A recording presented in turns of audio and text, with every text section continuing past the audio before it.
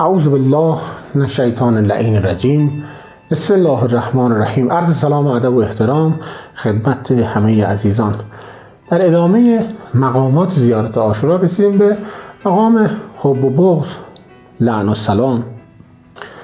عرض کردیم وقتی اومد خدمت امام صادق علیه السلام در مورد حب و بغض داشتن، یعنی دوست داشتن راهی و یا شخصیت هایی که خدا دوست داره، اهل بیت دوست داشتن، و بغض داشتن نسبت به دشمنان راه خدا و اهل بیت سوال کرد. حضرت فرمود الیس الدین الا الحب و البغض؟ دین چیزی جز حب و بغض نیست. خب نگاه کنید، این باید مورد بررسی قرار بگیره که چطور دین تمامش حب و بغضه. همون تقوایی که از ابتدای قرآن تا آخر قرآن ازش دم زده شده، اگر بخوام بررسی کنیم تمام امور دین رو میشه به دو دسته تقسیم کرد: دستورات و طاعاتی که خدا دستور دادن و دوست می‌دارن، اهل بیت دستور دادن دوست می‌دارن، و دستوراتی که نهی کردن.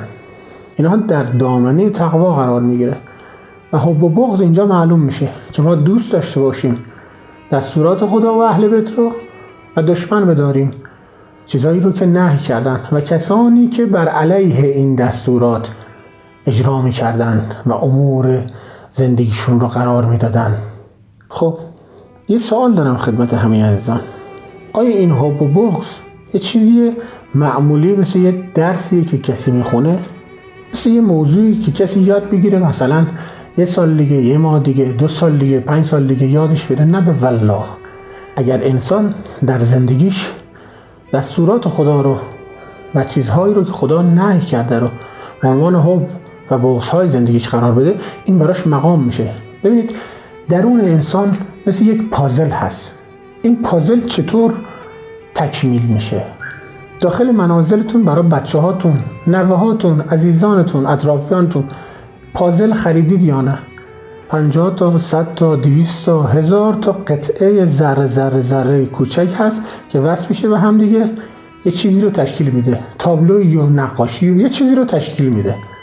درون انسان هم با حب و بغض‌های دستگاه خدا، با اطاعت‌هایی که نسبت به دستگاه خدا ما انجام میدیم، اون پازل ساخته میشه. این نکته ظریفیه ها، تکرار میکنم حرفمون.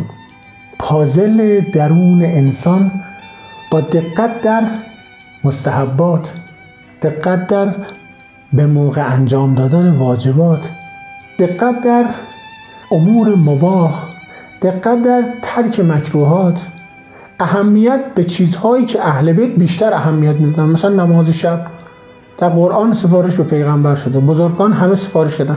این خدای، این که اینقدر به عنوان یک نافله و یا به عنوان یک مستحب مؤکد تاکید شده، همیشه در امور زندگیم قرار شدم. یه جورایی انگار من برای خودم واجب قرارش بدم. اینجوری با این مسائل برخورد کنید.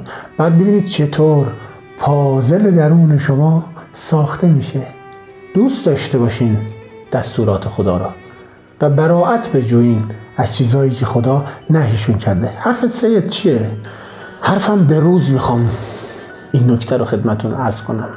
مگه میشه کسی این مقام حب و بغض رو در وجود خودش پیاده کرده باشه موقع فتنه ها، موقع اتفاقاتی که در مثلا به روز حرف بزنیم در کشورش رخ میده، موقع رأی گیری ها جبهه حق و باطل رو نشناسه؟ مگه میشه کسی مقام حب و بغض در درونش پیاده شده باشه جبهه حق و باطل رو تشخیص نده؟ آخه این یک مقام هست. لذا اینهایی که در فتنه‌های سالهای گذشته در همین ایران اسلامیمون، در همین انقلاب، یعنی انقلابی که حضرت امام رحمت الله علیه به عنوان زمین ساز ظهور امام زمان هست، در این فتنه‌های گذشته با حضرت امام رحمت الله علیه زاویه داشتن و یا با مقام معظم رهبری قدس الله سره شریف زاویه داشتن، باید تأکید میکنن، باید حتما برن بررسی کنن زندگی خودشون رو و با تهذیب نفس خودشون رو به اون حب و بغض برسونن که بتونن جبهه حق و باطل رو تشخیص بدن.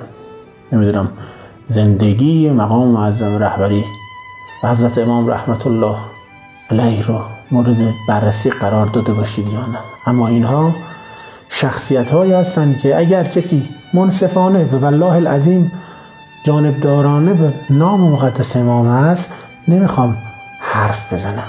جبهه خاصی هم نیستم، برای خدا میخوام حرف بزنم. اگر با انصاف به زندگی این شخصیت ها نگاه کنین یه نقطه سیاه وجود نداره و اینها وظایفشون رو نسبت به این انقلاب و این نظام و این مردم انجام دادن.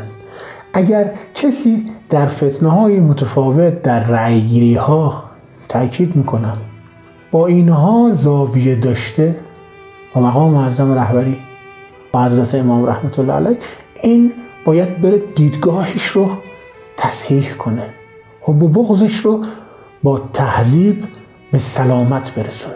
این اتفاقیه که باید در درونش رخ بده. آقا من یه سوال دارم سید، منم یکم برام سخت بود که تشخیص بدم، اما چون بچه انقلابیا سمت حضرت آقا بودن در فلان فتنه، اون سمت بودن، اونطوری رأی دادن، اونطوری رفتار کردم، در فتنه اونجور برخورد کردم، من هم از اونها تبعیت کردم. جواب چیه سید؟ جوابم اینه اگر تبعیت کردی خوب هست، مرحبا.